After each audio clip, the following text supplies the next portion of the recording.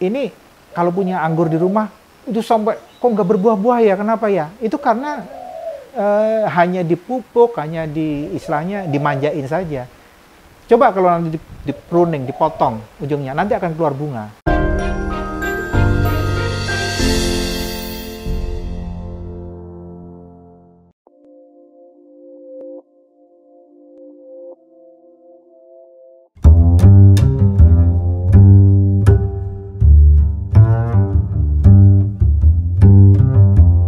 Halo sahabat tani, salam jaga tani.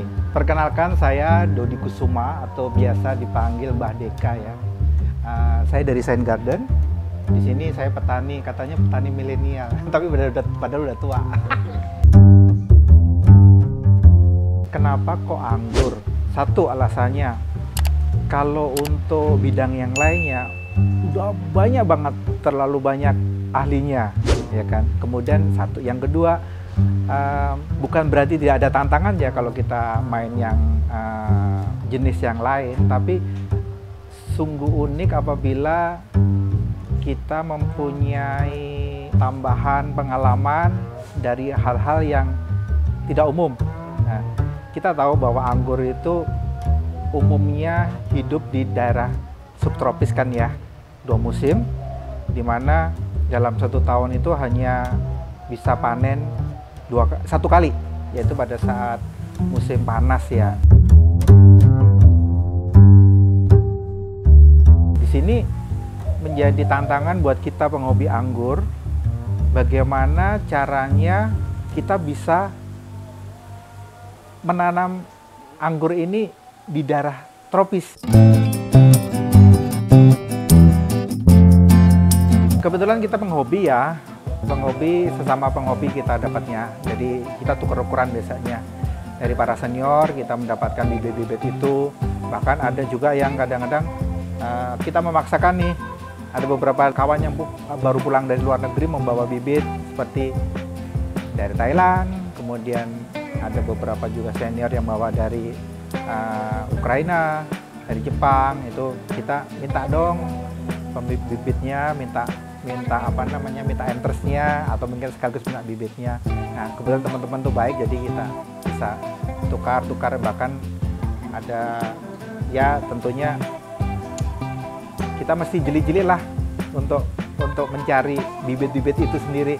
Memang ada harganya yang lumayan, yang masih baru-baru, tapi karena keinginan kita untuk tahu lebih banyak, akhirnya ya dengan harga yang relatif agak mahal, ya udah kita korbankan untuk kita membeli lah.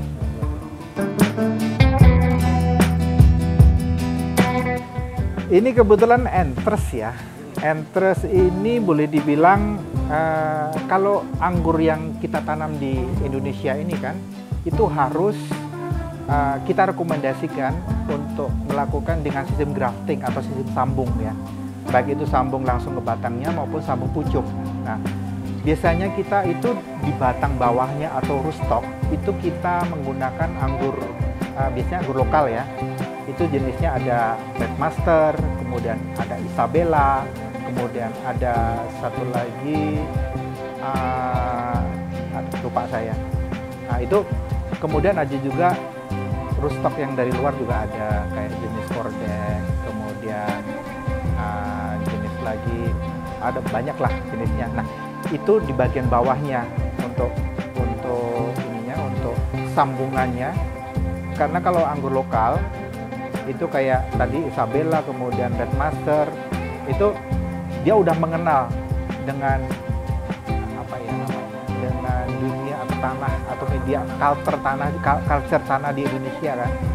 Nah itu dia udah ratusan tahun kan, karena dulu kalau tidak salah yang bawa Red Master itu dari orang-orang Belanda ya, dikembangkan di sini, kemudian dijadikan wine ya. Nah, anggur-anggur itu sebenarnya rasanya kurang enak karena memang untuk wine ya. Oh iya, ada 2 jenis anggur yang kita kenal. Itu anggur untuk wine, yaitu biasanya karakteristiknya lebih asam ya.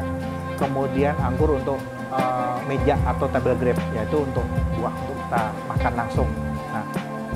Nah, yang kita kembangkan yang yang terakhir itu, anggur buah yang double grape itu sendiri. Nah, ini adalah yang bagian atasnya atau entersnya.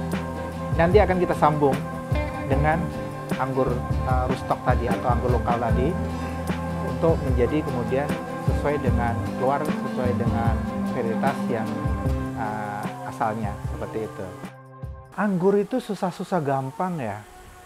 Nyatanya saya 1 tahun pertama itu banyak gagalnya. Tapi setelah kemudian kita mengenal karakteristik dari anggur, sebenarnya ya nggak terlalu susah juga sih, tergantung mau kita, karena anggur itu sebenarnya sangat bandel. Contohnya nih, kalau tanaman lain dicabut sama akarnya, itu kemudian ditanam yang itunya tanahnya udah habis, bisa nggak? Susah kan, hanya mungkin tipe tertentu kayak pisang, contohnya itu bisa. Kemudian coba kalau pohon durian dicabut akarnya gitu kemudian ditanam lagi, mati kan? Nah, kalau anggur enggak, anggur dicabut nih akarnya, kemudian mungkin 1 minggu kemudian ditanam lagi, masih bisa itu. Perawatan yang harus diperhatikan nomor 1 di anggur itu adalah masalah kelembapan, karena penyakit utamanya itu jamur ya. Jamur itu kalau udah diserang jamur, susah nih, bisa-bisa kita nggak panen gitu. Kemudian penyakit yang kedua itu yang kita sebut dengan trip. Kemudian ada lagi kutu kebul atau yang putih itu, nah itu juga penyakitnya yang menyebalkan sekali. Itu rata-rata utamanya itu yang harus kita antisipasi. Makanya pada saat kita mau nanam anggur itu, hal yang utama yang perlu kita perhatikan adalah 1, sinar matahari harus benar-benar kuat. Sinar matahari, kemudian sirkulasi udara harus bagus. Yang ketiga adalah tentu media. Media ini sangat penting karena karakteristik dari anggur itu tidak menyukai air yang becek. Bukan berarti dia tidak suka air ya, tapi dia tidak suka air yang menggenang. Jadi medianya harus poros, artinya harus kena air harus langsung hilang. Nah, makanya karakteristik medianya itu yang terpenting itu adalah gembur dan poros, paling itu. Ini masih kontroversi, tapi bukan berarti bahwa penggunaan pupuk yang macam-macam itu salah. Enggak, justru itu sebenarnya yang kalau dunia pertanian mungkin bakunya di situ ya. Ada macam-macam dari natrium, kalium, pokoknya NPK, kemudian ada boron, fosfor, banyak sekali dari mulai pupuk utama sampai pupuk mikro ya, penunjang itu. Nah itu banyak sekali macam-macamnya. Kalau dihitung mungkin bisa aja dari termasuk insektisidanya dan sebagainya itu bisa kali 12 macam jenis pupuk. Nah itu bayangkan kalau kita harus sebagai pemula itu harus belajar satu-satu nih. Ini habis ini, habis ini. Terus kemudian kalau karakteristik kekurangan, contohnya kekurangan fosfor, kita harus tahu dia daunnya bagaimana akan menguning, atau kemudian magnesium apa, nanti bagaimana kita tambah lagi. Kan kita agak ribet ya, kayak seperti itu. Makanya itu sulit. Makanya dulu tuh, aduh sulit banget bikin anggur. Nah, makanya kami dari Sen Garden itu memulai untuk mengedukasi teman-teman nih, pemula terutama, bahwa nanam anggur tuh nggak susah-susah amat. Bahkan kita bisa menggunakan satu pupuk yang mudah kita kita formulakan, kita mix, di mana pupuk itu bisa dari mulai tanam, kemudian sampai berbuah, sampai pasca pembuahan, kemudian sampai nanam lagi, itu hanya menggunakan satu jenis pupuk aja itu. Cuman nanti yang membedakan itu masalah kepekatannya atau dosisnya aja. Jadi pada saat masa vegetatif atau masa pertumbuhan itu kita menggunakan, anggap aja seperti 5 mili pekatan per 1 liter air. Tadi pada saat mulai masa generatif atau pembuahan kita 2 kali lipatnya. Seperti itu aja sih. Sebenarnya kalau dipikir kayak di Sen Garden ini kan terus-terusan berbuah kan, non-stop kan. Jadi itu kepekatan itu udah nggak kita atur lagi, ya terus saja segitu. Ternyata ya sampai pembuahan ketiga nih sejauh ini aman saja seperti itu. Jadi kita menggunakan itu. Masalah konsistensi sebenarnya, kemudahan satu dengan satu jenis pupuk itu membuat kita nggak takut namanya overdosis satu. Yang dua, nggak takut karena ini salah menggunakan pupuk, harusnya generatif, harusnya vegetatif, udah kita kasih generatif. Ya, itu salah satu menyederhanakan. Yang ketiga itu tentunya membuat kita lebih simpel kan. Tinggal nyiram aja 2 hari sekali. Udah gitu. Nggak usah mikir, hari ini waktunya apa ya? Minggu depan waktunya apa ya? 2 minggu lagi waktunya apa? Udah nggak lagi seperti itu. Ya kita menggunakan sistem pembuahan bertingkat. Contoh gini, dalam satu pohon, ini cabang ini kita pruning minggu ini, 2 minggu lagi kita pruning sebelahnya, dan lagi sebelahnya. Jadi terus nih giliran, non-stop buah itu, seperti itu. Untuk penghobi anggur yang pemalas kayak saya, maunya yang simple-simple, nah, itu di sini kita coba dengan self-watering, yaitu menyiram sendiri ya, otomatis. Nah, kita siram itu otomatis setiap hari itu, setiap jam 5 pagi sama jam 2 sore, itu rutin siram. Nanti 2 hari sekali ada penyemprotan pupuk sendiri, itu juga rutin. Nanti setelah penyiraman pertama tadi jam 5.30 itu ada penyiraman pupuk. Nah, semua itu ada yang sifatnya otomatis dengan timer elektronik, bahkan ada juga yang kita udah menggunakan WiFi. Jadi pada saat kita udah mau menyalakan, kita tinggal pencet aja, teng, udah nyala, berapa menit kita. Jadi ini kita teknologinya seperti ini, kita sudah menggunakan WiFi kita jadi dari aplikasi handphone kita. Jadi kita lagi jalan-jalan anggap aja kita lagi jalan-jalan di pedalaman Papua, yang penting ada sinyal, kita masih bisa nyemprot tanaman kita.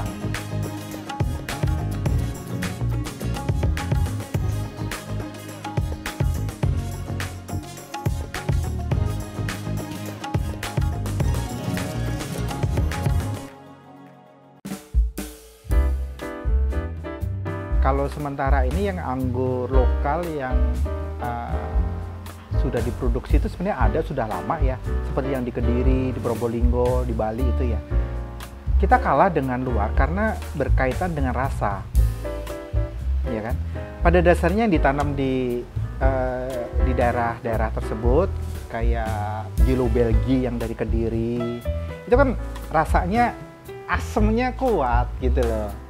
Asamnya kuat, tidak ada rasa yang unik atau mungkin manis, ya mohon maaf ya. Akibatnya ya otomatis karena anggur-anggur impor itu yang rasanya lebih enak, ya otomatis lebih mahal dan lebih menguasai pasar. Tapi bukan berarti bahwa karena anggur-anggur tersebut itu pada dasarnya memang ditanam itu untuk sebenarnya untuk wine sebenarnya. Ya, kayak kemudian anggur-anggur yang dari Bali itu memang akhirnya dijual bebas juga, padahal itu sebenarnya untuk wine, itu sebenarnya bukan untuk dimakan, sebenarnya untuk dimakan langsung. Makanya rasanya ya tidak seenak kayak anggur-anggur impor seperti Saint Muscat, kemudian ada Red Globe, ada banyak yang dari Amerika, dari Jepang, kemudian dari Korea, itu kan menguasai pasar kan, dari China, itu menguasai pasar karena berkaitan dengan rasa. Disinilah PR kita. Kenapa sih kita mesti harus impor yang mahal-mahal itu? Ini menjadi impian buat kita penghobi anggur ya. Ini diharapkan di masa depan ini di hampir setiap rumah itu udah tanam anggur. Jadi kayak sekarang rambutan, mangga gitu lah, seperti itu. Iya, itu jadikan, makanya moto kita sebagai pengguna anggur itu, jadikan Indonesia hijau oleh anggur. Semua pengangguran yang baru belajar itu wajib nanam Jupiter karena itu mudah banget dibuahkan dan rasanya enak. Jadi ada saran gini untuk para pecinta anggur pemula, apabila ingin membeli bibit secara online, pastikan dulu bahwa lapak tersebut itu bertanggung jawab. Yaitu bisa lihat dari reviewnya ya. Kalau reviewnya di bawah 4,6, nah itu harus tanda tanya. Tapi kalau lapaknya dengan jumlah review mungkin 4,8, 4,9, nah itu relatif bisa dipercaya lah. Tapi tergantung dari berapa jumlah yang mereview kan. Kemudian pastikan dulu beli tanaman ini ada garansinya nggak gitu ya. Sebaiknya cari yang ada garansinya. Dalam hal ini biasanya garansinya dikasih waktu 2 minggu. Nah, seperti kami di tempat kami ada garansi 2 minggu. Apabila tanaman pada saat itu kemudian ada masalah, kemudian mati, nanti akan kita gantikan yang baru. Seperti itu. Untuk satu hal yang menjadi pokok ya, kayak tubuh kita lah. Anggur itu sebenarnya nggak beda jauh dengan kita. Bahkan sebenarnya kenapa kok saya nanam, lupa tadi saya, kenapa kok milih anggur. Anggur itu filosofinya dalam, seperti kehidupan kita. Ini kalau punya anggur di rumah, itu sampai kok nggak berbuah-buah ya, kenapa ya? Itu karena hanya dipupuk, hanya istilahnya dimanjain saja. Coba kalau di pruning, dipotong ujungnya, nanti akan keluar bunga. Nah, seperti juga kehidupan kita kan. Kita akan bisa menghasilkan buah yang bagus, karya yang bagus apabila kita udah ditempa dengan kehidupan kita. Seperti itu. Tipsnya supaya 3 kali berbuah tadi. Seperti tubuh kita. Untuk mendapatkan hasil, untuk mendapatkan kita harus kondisikan pohon kita itu sehat terus.